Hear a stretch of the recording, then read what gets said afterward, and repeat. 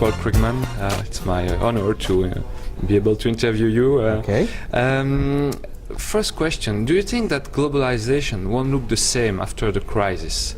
Or we are going to see the same thing? I don't think it's made a very big difference to globalization. Possibly there may be more restrictions on capital movements, but we're not really seeing a dramatic, actually it's been interesting how little protectionism there's been given the crisis.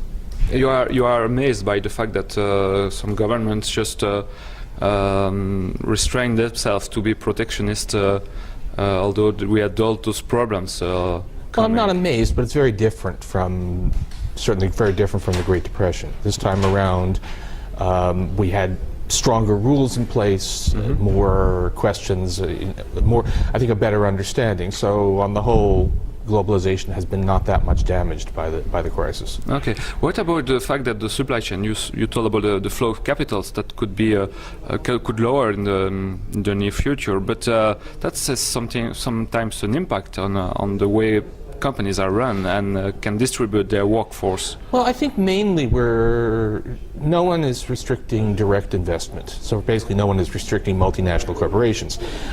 There is some concern now from emerging markets that too much hot money is flowing in. So we actually have Brazil imposing some restraints, and other countries are concerned. But that's it's very different. I think actually the impact on multinationals is minor.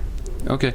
What about the small and medium businesses? We see, thanks to the internet, that more and more small companies, even individuals, can coordinate themselves on the web and around the world. How do you look that happening? Is it a major trend, would you say? Well, I'm not sure. I have no sense of how big it is, but it is a lot easier. I mean, I know companies that have, one office in the United States, one office in Europe, and one office in Asia, and sort of total employment of 25 people, and that wasn't something you could do very easily 20 or 30 years ago. Yeah, and how a big impact can you have?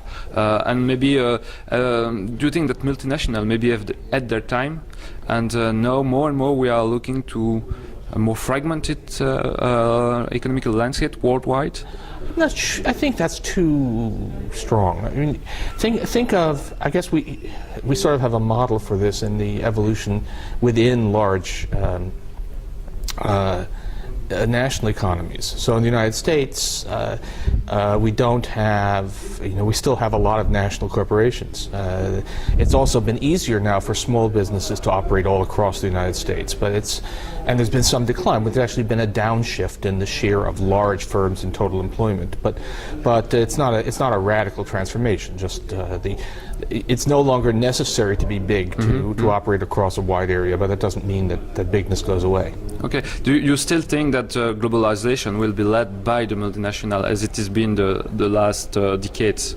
Oh, I think even that's not so clear that it was in the past. I mean, it's more complicated. What's really striking, if you look at the export-driven economies, is how different they are. So you can have an economy like Taiwan, which has very much been multinational driven, and an economy like Korea, which in some ways looks similar, and yet it's almost entirely national firms. And you can have expansion based on small firms, big firms. I think the point is there are just multiple models that all seem to work.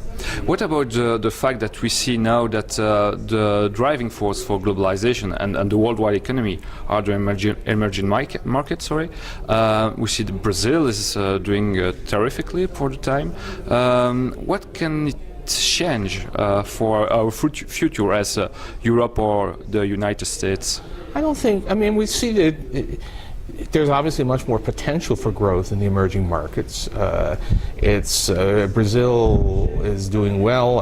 It's a long way. We don't yet see Brazil having a China-type takeoff. So it's the old Brazilian joke: Brazil is the country of the future and always will be. But the rest, I mean, of course, the world's center of gravity economically shifts away from Europe and European offshoots. But that's again, it's an evolutionary change. That we shouldn't be scared of, or No, I mean, I think it does make some issues of global governance a little harder, particularly environmental issues, because you have to find a balance. You know, China is the world's largest CO2 emitter, but it's also a relatively poor country even now, so you need to strike a balance. But no, I don't think it's a threat. Okay, maybe last question. You used to advocate globalization in many of your writings. The last time you were maybe more nuanced about the globalized economy on the field of inequalities, especially. I like the fact that globalization had a problem maybe with inequalities. Well, I think I mean, the imports of labor-intensive manufactured goods into advanced countries have grown very rapidly since the 1990s, which means that the effects on inequality are probably larger than they used to be. That doesn't change the fact that globalization has been a great force for good, especially in poor countries. But it's not the